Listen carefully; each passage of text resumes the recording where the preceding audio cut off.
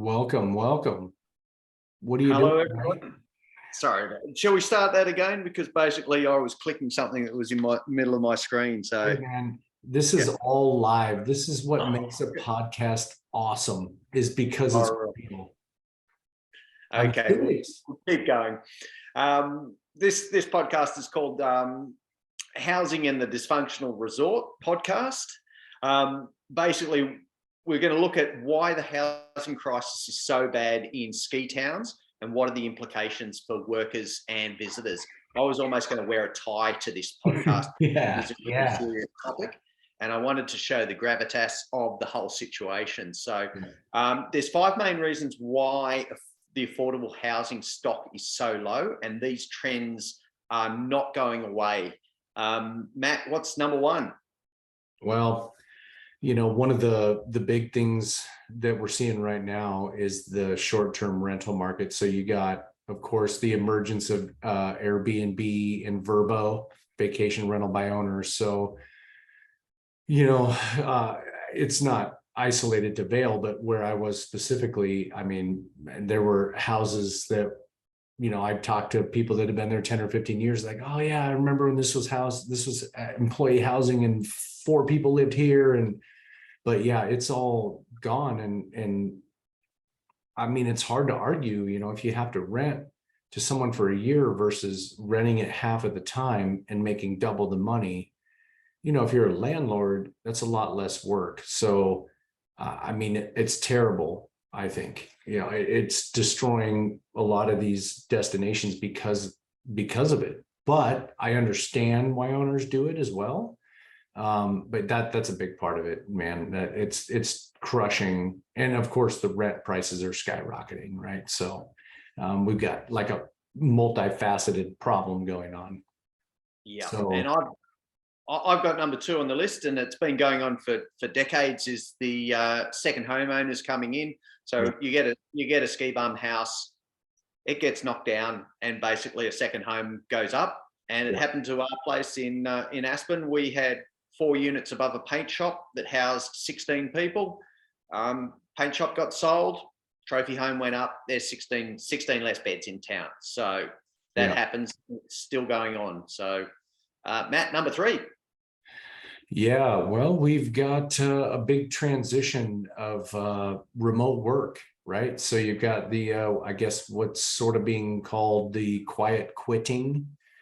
And a lot of people are, you and I see it on social media all the time. Hey, we're my boyfriend and I, or my girlfriend and I are traveling wherever in our van, and we're going to be in such and such between November 1 and December 1. And if you want to hire us, that's where we'll be.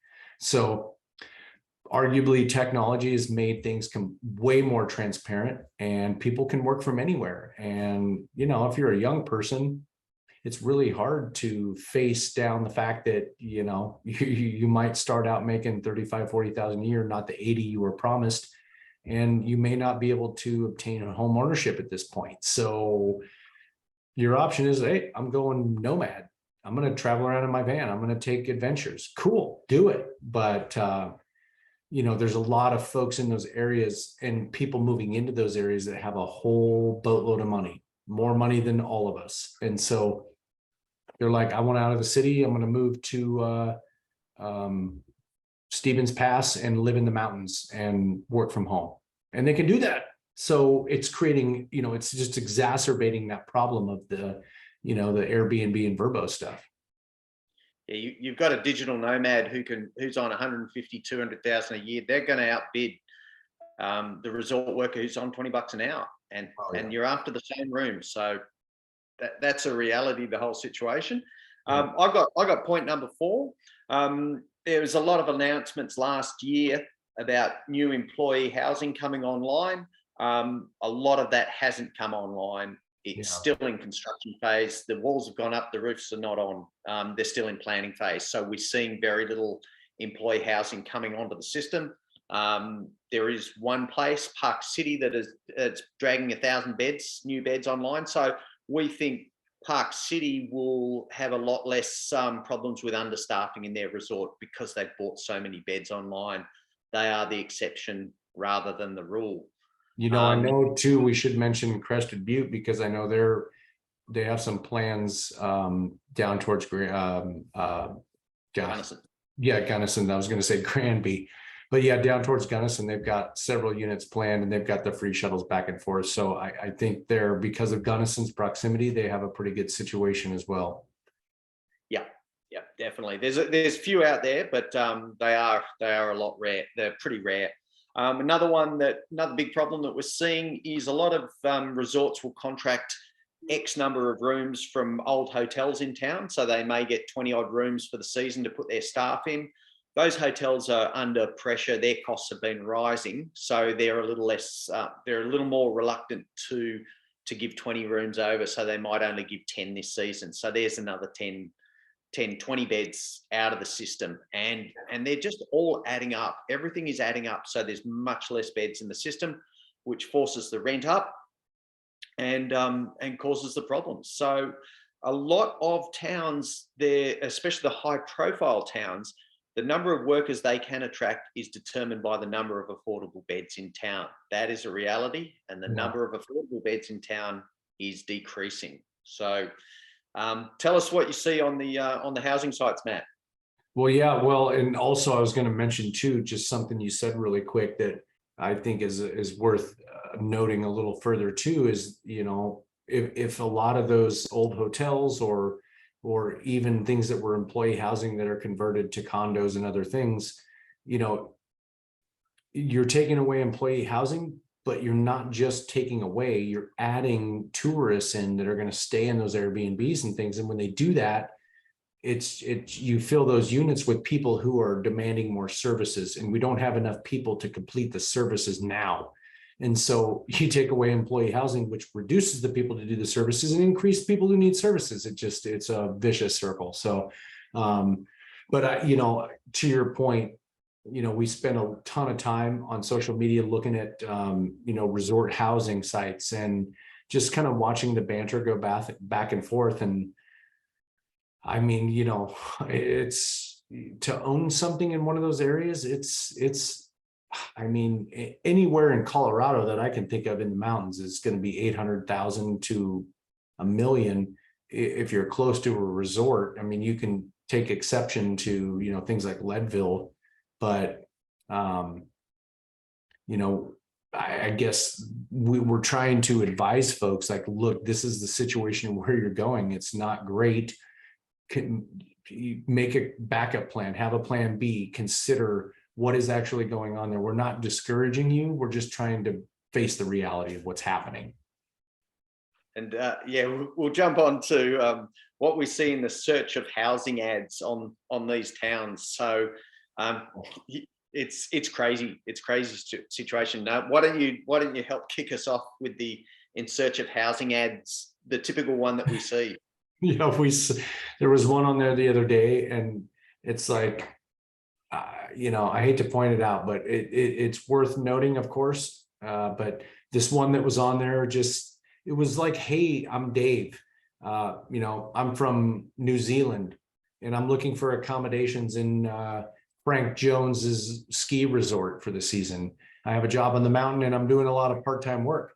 I'll be arriving in town in late October, November. I'm really chill, spend most of my time working or skiing. I've lived in shared housing, and I'm super respectful of my roomies.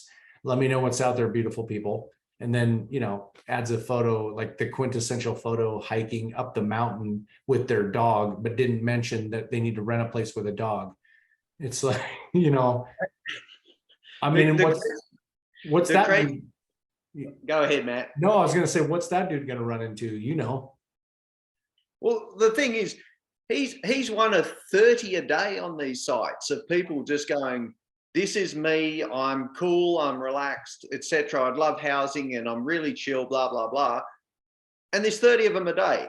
Yeah. And there's not the beds in town. So there's when you see that, if you're looking at these sites and you're posting on these things and you're seeing all these ads with no comments on them, yeah, there's a hint there that there are no houses left. I mean, you got to face reality on this issue. Well, and like you said too, Dave sits there for days with zero replies. And then, you know, you look at these posts where the opposite, where people post, hey, I have a room available. It's in West Vale or, you know, West Banff, whatever. And yeah, you know, it's okay. Immediately there, you look at the comments, it's like poof, just blast, like 70 people responding. And you said this the other day, and I think it's important, because who is Dave competing with? The Dave we just spoke of. He's competing with eye doctors and a police officer. Well, I've got to tell you about this eye doctor. This bloke looked like the world's greatest roommate. He, you know, eye doctors are clean people. They're naturally clean. He loved to cook as well. He was going to cook for his roommate. The fact that an eye doctor was doing a locum and he's still struggling to find accommodation on his salary is a bit of a warning sign, guys. I mean, that's how hard it is. And then you had the guy in Vale, the police officer. yeah. Yeah, it's like, I mean, yeah, you have to understand, you know, I mean, there's something to be said, you know, not to discourage young people, but you're competing with a lot of professionals in those local areas that are, and unfortunately for you, they already have boots on the ground. They're already there. They already have contacts. Odds are when they connect with somebody who says, I have a room, I have this, that, I mean, they're going to be like, this guy's an eye doctor. He's been in the Valley for 10 years. We're going that route. Right. So, you got the police officer on, hang on, I'm trying to do this. Police officer on one side. yeah. And international ski bums who are probably going to cram the house with 6 people on the other. It's not a hard choice for the landlord to make. Yeah, unfortunately.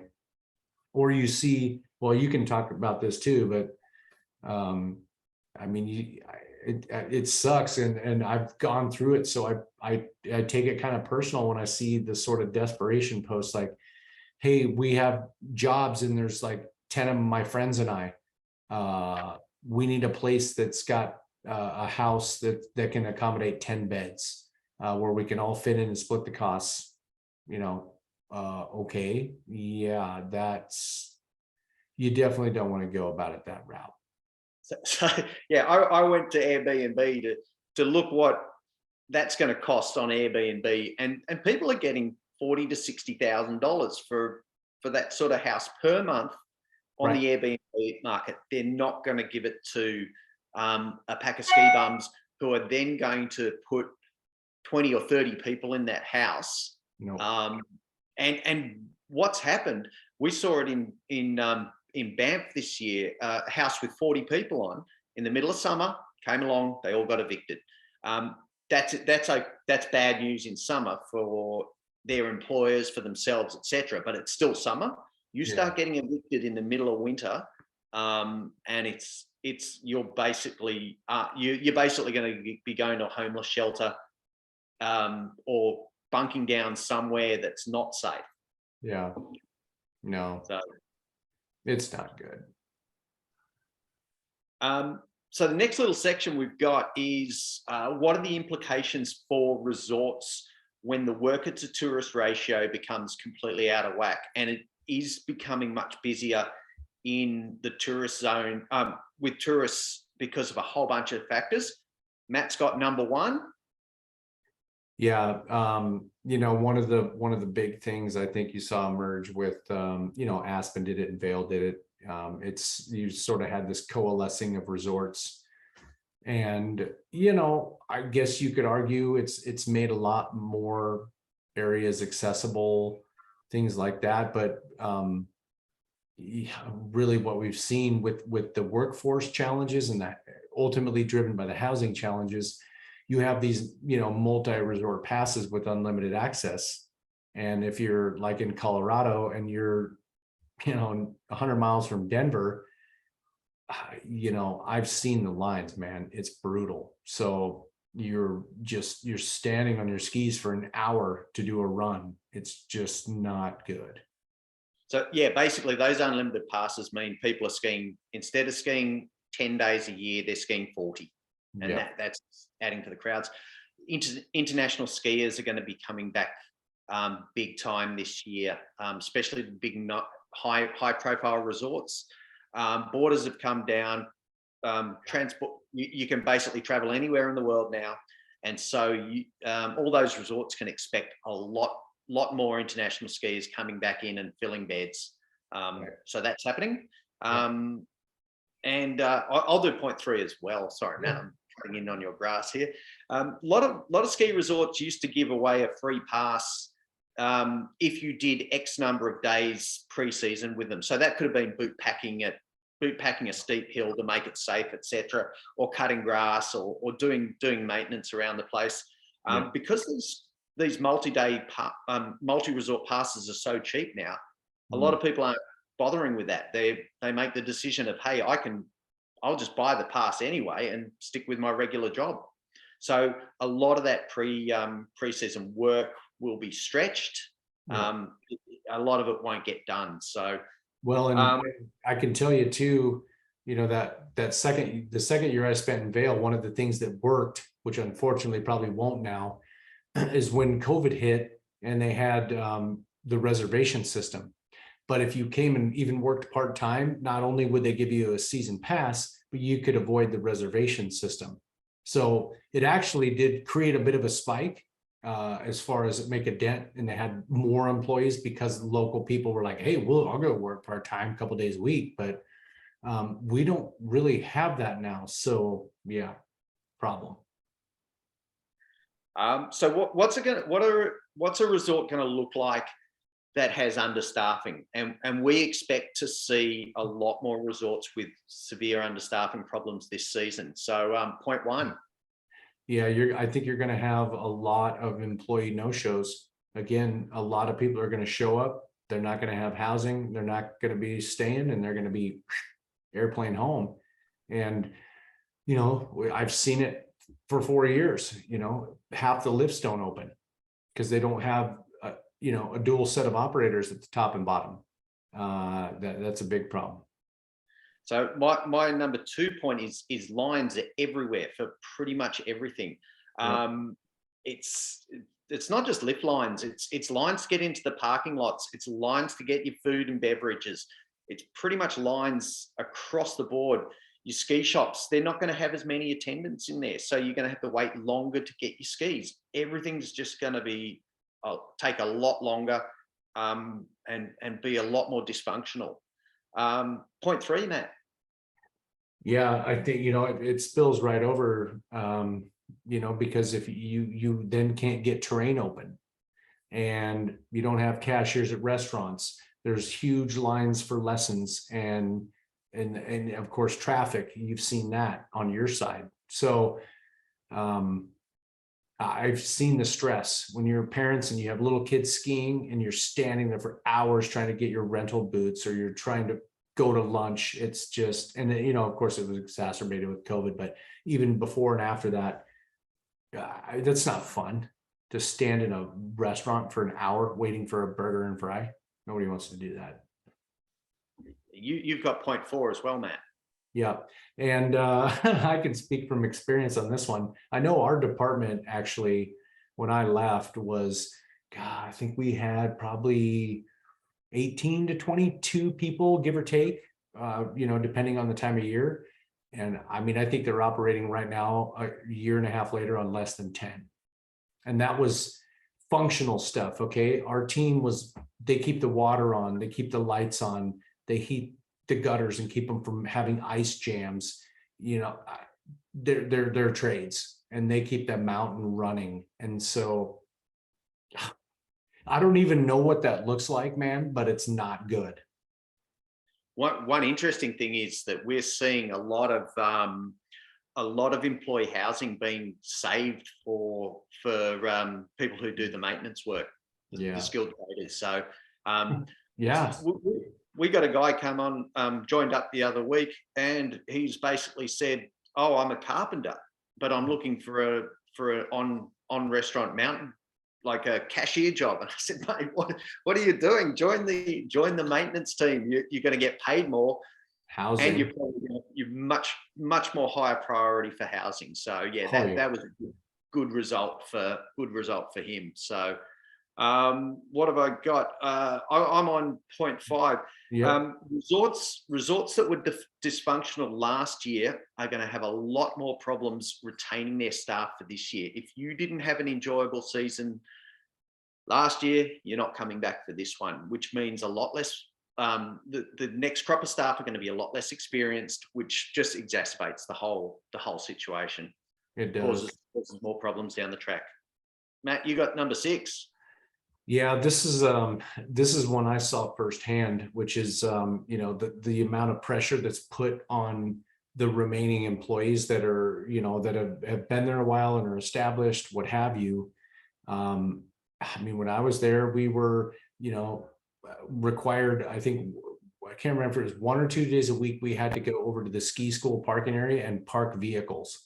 And then my counterpart at the time, she had to go and actually run a lift a couple days a week.